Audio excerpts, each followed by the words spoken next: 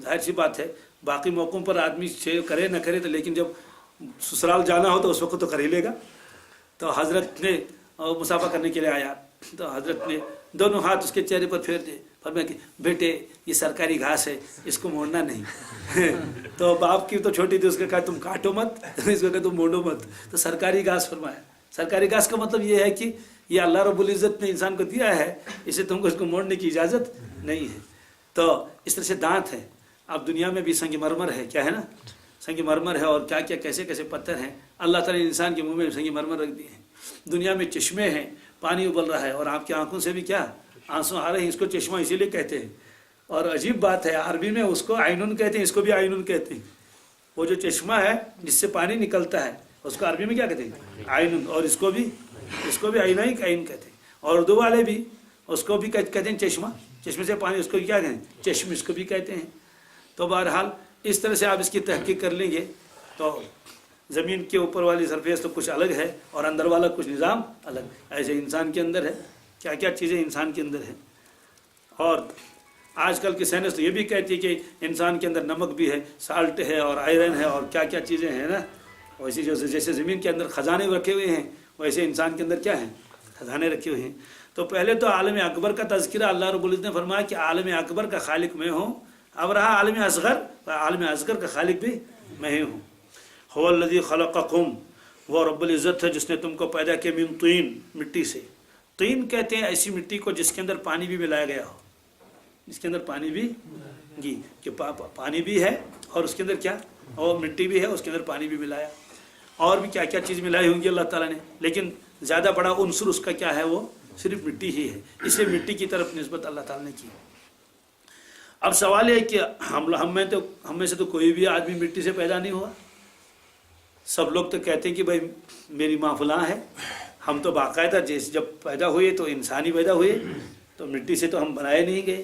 فرماتے ہیں کہ چونکہ والدین حضرت آدم علیہ السلام جو اصل ہے ہم سب کی، ان کو تو مٹی سے ہی پیدا کیا گیا، باقاعدہ مٹی کو جمع کر کے ان کو مٹی سے پیدا کیا گیا۔ اور ایک حدیث پاک میں ہے اللہ کے نبی صلی اللہ علیہ وسلم فرمایا، اللہ تبارک تعالیٰ نے فرشتوں کو بھیجا اور وہ مٹی کو جمع کر کے لائے، اور ایک ہی جگہ سے نہیں اٹھایا کہ عرفات کے میدان سے مٹی اٹھائی ہو یا کشمیر سے نہیں، مختلف جگہوں سے، زمین کے مختلف حصوں سے وہ مٹی جمع کر کے لائے اور ایک جگہ جمع کی۔ تو اس لیے آپ نے فرمایا کہ وہ مٹی مختلف رنگوں کی تھی اور مختلف مزاج کی تھی، مختلف الالوان بھی تھی، مختلف المزاج۔ الوان کے معنی تھے رنگ، کوئی مٹی سفید تھی، کوئی مٹی ذرا سی کالی تھی، کوئی اور دوسرے رنگ کی تھی۔ جیسے رنگ الگ الگ ہوتے ہیں زمینوں کے، کوئی زرد قسم کا ہے اور کوئی دوسرے قسم کا ہے، اور اسی طرح سے زمین کے اندر بھی کوئی زمین بڑی سخت ہے، کوئی زمین بڑی نرم ہے۔ فرمایا اس لیے اولاد آدم بھی مختلف رنگوں کے دنیا میں آئیں گے، مختلف المزاج ہوں گے، ایک کا مزاج دوسرے سے مختلف ہوگا، ایک کا رنگ دوسرے سے مختلف ہوگا، یا ایک علاقے والوں کا رنگ دوسرے علاقے والوں کے ساتھ کیا ہوگا، مختلف ہوگا۔ تو یہ فرمایا یہ اسی مٹی کی وجہ ہے کہ ایک ہی جگہ سے مٹی نہیں لائی گئی، ورنہ اولاد آدم سب یک رنگ ہوتے اور یک مزاج ہوتے، اس لیے اللہ تعالیٰ نے ایسا نہیں کیا۔ اس کیا کیا حکمت ہے واللہ عالم۔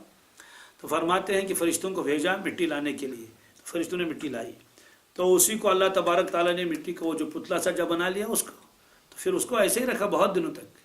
فرشتے آ کے دیکھتے تھے یہ کیا چیز ہے، اللہ فرمایا بس یہ ایک چیز ہے۔ اور اندر سے جیسے اللہ تبارک تعالیٰ انڈے کے اندر چوزے کو بناتے ہیں، بالکل اس طرح سے اندر سے اللہ تعالیٰ نے آدم علیہ السلام کو بنا لیا۔ کس طرح بنایا واللہ عالم۔ اور جب مکمل ہو گئے تو وہ جو اوپر سے مٹی تھی، مٹی ہی تھی، اوپر والا حصہ آہستہ آہستہ سے ذرا کر کے وہ گرتا چلا گیا، اور اندر سے جو نکلے حضرت آدم علیہ السلام تو ایسے ہی نکلے جیسے آدم ہوتا ہے، اس سے نکلے۔ تو یہ تو پیدا ہوئے آدم علیہ السلام۔ حوا علیہ السلام کو مٹی سے پیدا نہیں فرمایا۔ اب جو باقی مٹی بچ گئی وہاں، تو کتابوں میں لکھا ہے اس سے اللہ تبارک تعالیٰ نے وہ جو باقی مٹی پہلے سے ہی بچ گئی تھی، ادھر سے نکالی وہ، لیکن جمع کی تھی، تو اس سے اللہ تبارک تعالیٰ نے ان جانوروں کو بنایا جو انسانوں کے کام آتے ہیں، انسانوں کے، کہ ان کے خاص تعلق ہے کن کے ساتھ، آدم علیہ السلام کے، انسانوں کے ساتھ۔ اس لیے وہ چیزیں جیسے گھوڑا ہے، جیسے گدھا ہے، جیسے گائے ہے، جیسے بھینس، جو بھی چیزیں ہیں، یعنی ایک تو کھانے کی چیزیں تو الگ ہے، لیکن جن کا تعلق انسان کن کے ساتھ ہے، انسان کے ساتھ، جو انسانی کے ساتھ رہتے ہیں، इंसान ऊपर रहते हैं, नीचे गाय रहती है नहीं रहती। भाई इंसान इस कमरे में रहता है, दूसरे वाले कमरे में किसको रखा है? दूसरे वाले उम्र का जानवरों को रख, भेड़ बकरियां रख ली। तो बहरहाल आदम अलैहिस्सलाम को मिट्टी से पैदा किया गया। हवा अलैहिस्सलाम वो मिट्टी से पैदा नहीं हुई, बल्कि उसका तज़किरा पहले भी आ चुका है। वो आदम अलैहिस्सलाम के बाईं पसली से उनको अल्लाह ने पैदा फरमाया। ये पसली है, इसमें थोड़ी सी सूजन आ गई, और जैसे बिल्कुल एक किस्म की गेंद होती है, इस तरह से वो यहाँ एक गोश्त का एक हिस्सा गोया सा भरा सा बाहर आ गया, और तो एक सूजन सी हुई, उसमें अल्लाह तबारक ताला ने एक शक्ल सूरत बना ली हवा अलैहिस्सलाम। तो आदम अलैहिस्सलाम सो रहे थे, एक मरतबा जैसे अंडा टूट जाता है तो ऐसे ही ऊपर वाला से यूँ फट गया, और वहाँ से एक वो छोटी सी बच्ची कितना क्या कद होगा वो अल्लाह वालों को निकली। उसके आदम अलैहिस्सलाम घबरा गए कि ये क्या चीज़ है, तो वो चले गए। तो अल्लाह तबारक ताला ने फ़ौरन जन्नत का लिबास उनको पहनाया, छोटी बच्ची को। इसलिए कभी कभी ख़वातीन से कहता हूँ कि ऐसे नंगी नफिरा करो, इसलिए कि अल्लाह तबारक ताला ने हवा अलैहिस्सलाम को 2 मिनटों के लिए भी वो नहीं रखा, अब रहना नहीं रखा, फ़ौरन उसको क्या कर लिया, लिबास पहना लिया फाट से उसी वक्त। और फिर अल्लाह ताला ने उनको जल्दी बढ़ोतरी दे दी। तो आदम अलैहिस्सलाम के बाईं पसली से उनको पैदा फरमाया गया, ये हदीस में है। इसीलिए फरमाया कि औरत जो बाईं पसली से पैदा हुई है और टेढ़ी है, और सबसे ज़्यादा टेढ़ी पसली ऊपर वाली होती है, इसलिए तुम उसको सीधा करना चाहोगे तो टूट जाएगी। इसलिए कि जो पसली है ऐसी हो, और अगर आप उसको यूँ करना चाहेंगे कि उसको मैं स्ट्रेट कर लूँ तो क्या हो जाएगा, तो टूट जाएगी। इसका मतलब यह है कि औरत टेढ़ी पसली से बनाई गई है तो टेढ़ी रहेगी, क्या रहेगी। तो उनके साथ खैर खाई का मामला कर लो, नरमी का मामला कर लो, और ऐसे ही ज़िंदगी गुजार लो। आप कहेंगे नहीं साहब जैसे मैं स्ट्रेट हूँ ऐसे ही स्ट्रेट हो जाए, फिर मैं तो टूट जाएगी। टूटने का मतलब है फिर तो आपस में जुदाई हो जाएगी। क्या हो जाएगी? जुदाई हो जाएगी, अनबन हो जाएगी। तो गोया कि उसके टेढ़ेपन का ख्याल रखो, ये फरमाया। तो लेकिन ये भी साथ साथ है, हज़रत पीर साहब अपने मवाइज़ में फरमाते थे कि औरत चाहे माँ हो, बहन हो, बेटी हो, बीवी हो, सब काबिल एहतराम है, सब काबिल। ये नहीं कि बीवी को हम बांधी समझे। उसने पीर साहब फरमाते थे अल्लाह तबारक तआला अगर चाहते तो कंधों से भी तो उसको पैदा फरमा सकते थे, पाँव से भी तो पैदा फरमा सकते थे, तलवे से, लेकिन न तो तलवे से पैदा फरमाया न तो सर से। तो पीर साहब फरमाते थे न तो सर के ऊपर चढ़ाना है इनको, न तो पाँव के नीचे रोंदना है, इनको दिल के करीब रखना है। क्या? तो दिल के करीब ही तो है भाई जानी। इसका मतलब है कि उनको इज्जत से रखो, उनको एहतराम से रखो। तो बहरहाल तो हम लोग जो पैदा हुए हैं अगरचे मिट्टी से नहीं, लेकिन हमारा मादा असली मिट्टी ही है। उसकी वजह क्या है? इंसान बनता है नुत्फे से, और नुत्फा बनता है खून से, और खून बनता है ग़िज़ा से, और ग़िज़ा की असल क्या है? ग़िज़ा की असल तो मिट्टी है ना। अगर मिट्टी ना तो ग़िज़ा कहाँ से आएगी? तो ग़िज़ा ही मिट्टी के अंदर तो वो चीज़ें हैं, जो चीज़ें जो है वो जो ताकत अल्लाह ने रखी है, जिसकी वजह से दरख्त बन जाता है। और अगर अल्लाह तबारक ताला वो क़ुव्वत ख़त्म कर दें ज़मीन के अंदर से, तो ज़ाहिर सी बात है क्या फूल खिलेंगे? क्या दुनिया में कोई चीज़ बनेगी? कुछ भी नहीं। तो मालूम यह हुआ कि क्या चीज़ अल्लाह ने रखी है। तो गोया कि हमारा भी उसको सबब बईद कहते हैं, मिट्टी ही निकला। इसलिए अल्लाह ने फरमाया हुवल्लज़ी खलक़कुम, ए दुनिया के लोगों तुम सबको मैंने पैदा किया मिन तीन, किससे? मिट्टी से। चलो मिट्टी से पैदा किया, फिर सुम्मा क़ज़ा अजला, फिर अल्लाह तबारक ताला ने तुम्हारे लिए मुकर्रर कर दिया एक वक्त तुम्हारे लिए मुकर्रर है। क्या मतलब है? यानी हमेशा दुनिया में नहीं रहना है, एक वक्त हमने तुम्हारे लिए मुकर्रर कर रखा है, उस वक्त तुम्हारी मौत आएगी। उस वक्त तुम्हारी जैसे पहले नहीं थे दुनिया में, फिर दुनिया में आए, फिर नहीं रहेंगे, यहाँ से जाना पड़ेगा। ये तो है, इसको कहते हैं शख्सी क़यामत। क्या? शख्सी क़यामत की क़यामत सुगरा। सुगरा अरबी का लफ्ज़ है, इसका मतलब है छोटा छोटी। क़यामत सुगरा माने छोटी क़यामत। क़यामत सुगरा कहते हैं हर आदमी की वफ़ात को, और ये हदीस पाक में है, मन माता क़ामत लहुल क़यामत, जो आदमी मर गया उसी वक्त क़यामत उस पर कायम हो गई। मतलब यह है कि अगर वो ईमान वाला है, आमाल वाला है, सालेह है, तो क़यामत के बाद जो आराम और राहत उसको मिलेगा, जन्नत वगैरह, तो मरने के बाद ही वो असबाब और वो असरात उस पर आ जाते हैं। क्यों? कब्र में डाल देंगे। फरमाया क़ब्र रौज़तुम मिन रियाज़िल जन्नह, कब्र जन्नत के बागों में से एक बाग है, गोया कि जन्नत में पहुँच गया। और हुफ़रतुम मिन हुफ़रातिन नीरान, या दोज़ख के गढ़ों में से एक गढ़ा है। तो आपने फरमाया जो आदमी मर गया क़यामत का इंतज़ार क्या करेगा आप? तो क़यामत तो उस पर कायम हो गई। यानी अगर मुजरिम है तो अजाब शुरू हो गया, चाहे दोज़ख जैसा अजाब ना हो जाए, लेकिन अजाब तो शुरू हो। और अगर वो मोमिन है और जन्नती है इकराम एहतराम हाजी से शुरू हो गया। बरज़ख में आराम के साथ रहेगा, कब्र में कोई अजाब नहीं होगा। फरमाया कि फिर मैंने तुम्हारे लिए एक वक्त मुकर्रर किया ज़िंदगी, व अजलुम मुसम्मा, और एक और मुद्दत मैंने मुकर्रर कर ली, इंदहू, वो अल्लाह के नज़दीक है। तो इसमें फरमाया कि सुम्मा क़ज़ा अजला, हमने तुम्हारे लिए एक वक्त मुतय्यर किया। हालांकि हमको ये भी मालूम नहीं, लेकिन फिर भी अंदाज़ा है क्या 70 साल 80 साल का हो गया, या हालात ऐसे हैं, डॉक्टर भी कहते हैं कि अब तो ये मर जाएगा, चंद दिनों का मेहमान है। इस तरह से कुछ न कुछ अंदाज़ा लगता है। फिर क़यामत सुगरा हम अपने आँखों से देखते रहते हैं, आज फलां का इंतकाल हुआ, आज फलां जगह इंतकाल हुआ, रोज़ाना अखबार में खबरें आती हैं। और इस तरह से हमारे हाथों भी कितने लोग जो है जिनको हमने मिट्टी डाली और जनाजा पढ़ लिया।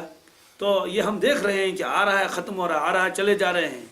और अजीब मामला अल्लाह ताला का कि इतने लोग चले गए दुनिया से, दुनिया फिर भी खाली नहीं है। फरमाया कि ये शख्सी मौत है। क्या एक मौत आएगी, वो आलमी मौत होगी।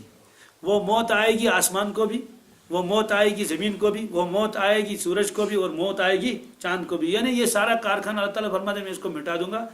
जिस तरह से इंसान एक वक्त तक रहता है उसके बाद रह नहीं सकेगा, ऐसे ही जो आलम अकबर है ये भी एक वक्त तक तो रहेगा, उसके बाद ये रहेगा नहीं। उसको क़यामत कहा, क़यामत कुबरा, बड़ी क़यामत। इसलिए फरमाया कि लोगों, मैंने तुमको मिट्टी से पैदा किया, फिर मैंने तुम्हारे लिए एक वक्त मुकर्रर किया, क़ज़ा अजलन, अजल माने मौत और वक्त दोनों, वह अजलुम मुसम्मन इंदहू, और एक और वक्त मुतय्यन है अल्लाह के नज़दीक, एक मुद्दत, मुराद क़यामत है। सुम्मा तुम तरून, लेकिन तुम फिर भी शक करते हो।